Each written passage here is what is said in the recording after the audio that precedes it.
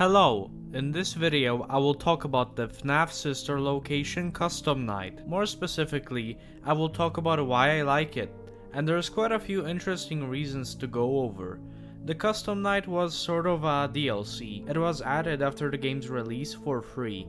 It released on December 1st, 2016, and we have quite a few things to go over here. So like and subscribe and let's start. Oh boy, what to talk about first? Well, I suppose I should mention the contrast between the main game and the custom night. The main game of Sister Location is unlike the classic FNAF games. You have different tasks to complete each night. These tasks are basically mini games you have to play. Stuff like cross the room, repair Freddy, and do this part of the game that is obnoxiously difficult. Scott, why did you make this section so hard? Although the base game did have one section resembling the older FNAF games, that being the private room with Ennard, and the private room was used for the custom night because the custom night had the traditional FNAF gameplay we all know and love. So I think Scott adding a custom night that has gameplay like the first FNAF games was a good idea, because the FNAF community is a little mixed on Sister Location. A lot of FNAF fans were disappointed that Sister Location didn't have the office gameplay of the first FNAF games, and myself included, so I feel like it's a good thing that Scott Coffin decided to later add a custom night which was like the previous FNAF games. It pleased the fans that were disappointed that Sister Location had much different gameplay than the other FNAF games. The custom night used a private room, the same room that was used in the Ennard boss fight in the main game. Also, the custom night had some lore with its cutscenes, and especially the last cutscene, but we'll talk more about that later. Let's talk about the gameplay and what's unique about the custom night. I will first talk about the smaller things, and then later move on to the bigger things like the animatronics and mechanics, for example. The custom night actually introduced some new concepts to FNAF, concepts that remain to this day. Like for example, using the keys. You no longer have to click using your mouse to close a door or use your mouse to open the cameras.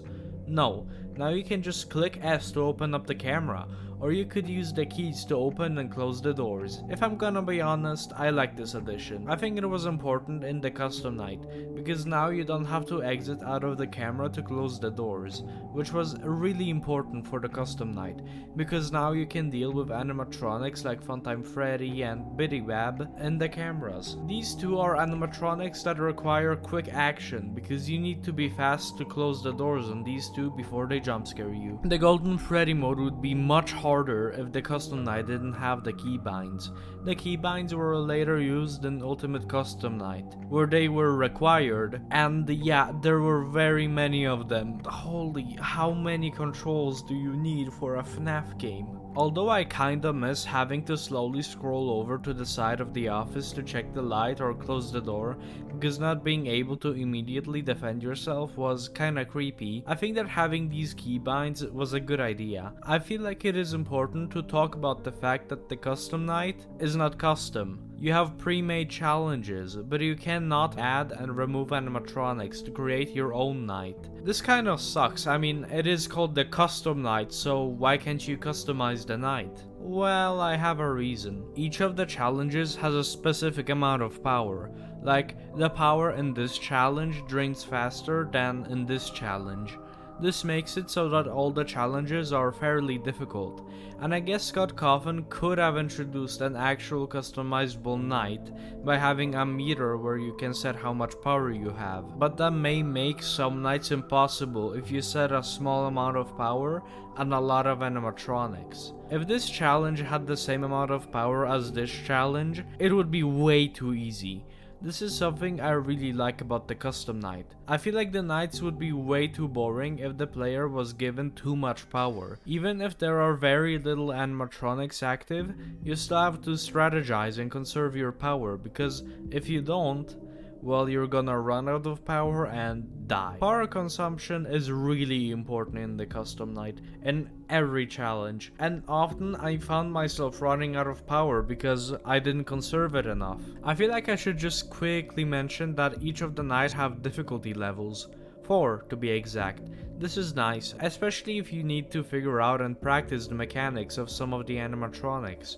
However, if you want to see the cutscene, you need to do the very hard difficulty. I just think that it's nice of Scott to add the different difficulty levels. I think it's time for us to talk about the mechanics of each of the animatronics. After I'm done explaining their mechanics, I will give my overall thoughts on the mechanics of the game and of the animatronics. Some of these will go really fast because I don't have anything to say about them. So we will start with Ballora. If you hear her music on the left or right hall, and it's very loud, you need to close the door. Now this might sound easy, but it is a little tricky. You need to learn how loud her music gets before she kills you. Next is Funtime Freddy. He will be in the left or right closet. When he sends Bon Bon, one of two voice lines will play. Bon Bon, go get him!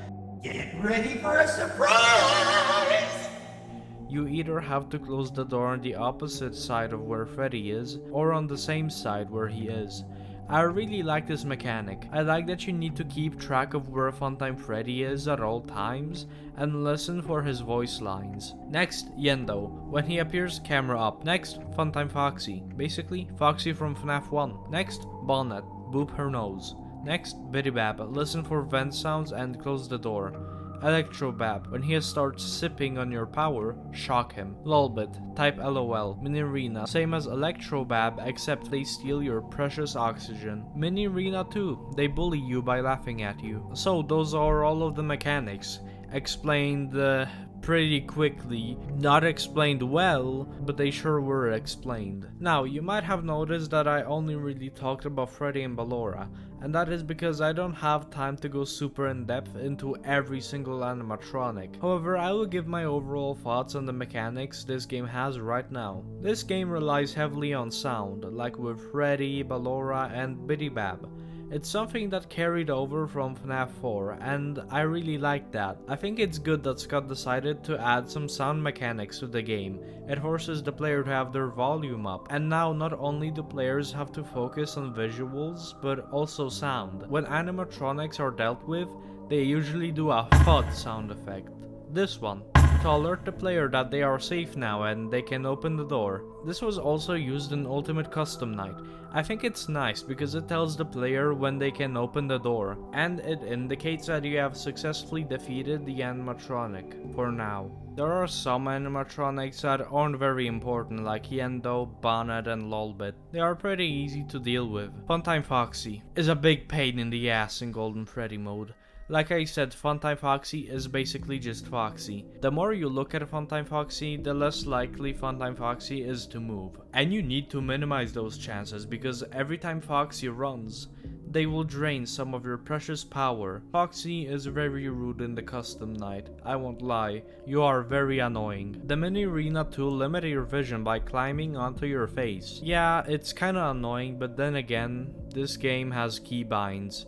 So the only real challenge from them comes when Bonnet spawns, and you have to boop her nose, which is funny I guess. The custom night also brings back the controlled shock mechanic from the base game, but this time it actually has a mechanical use. When one of these two whippersnappers are acting up, you can shock them to make them go away.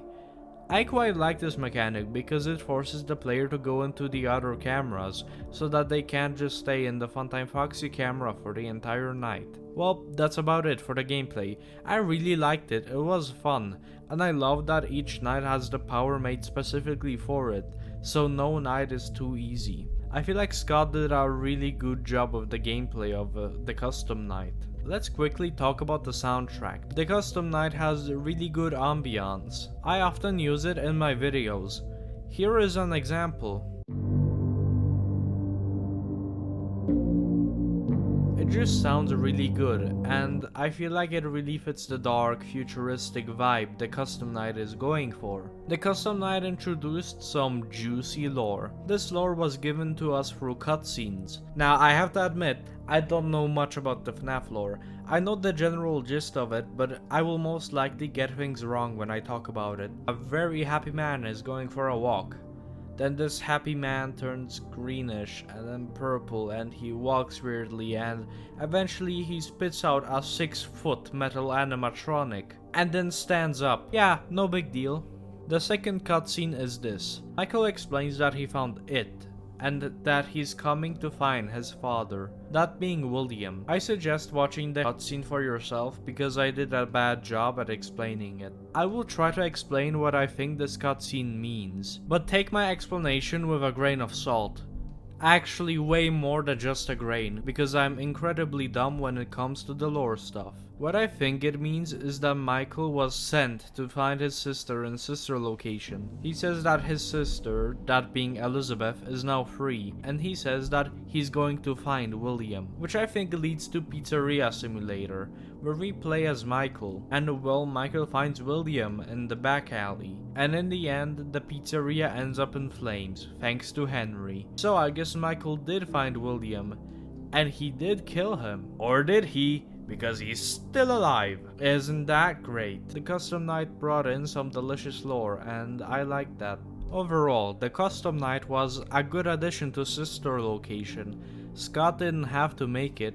He had no reason to, but yet he did, and I really respect that. The custom night introduced some new mechanics, and it was just really fun to play. Although it sucks that you can't customize your custom night, I still really like it. It even brought some lore, and that's always nice. I just think that the custom night was good, and it was nice to have something that resembles the gameplay of the previous FNAF games. I'm really happy that the custom night exists, and the custom night is my favorite part of Sister Location. Well, thank you for watching. Like and subscribe. What do you think of the Sister Location custom night? I wanna hear your opinion in the comments below. I recently thought about the custom night and I decided to make a video on why I like it. This was GameSpeaking, and goodbye.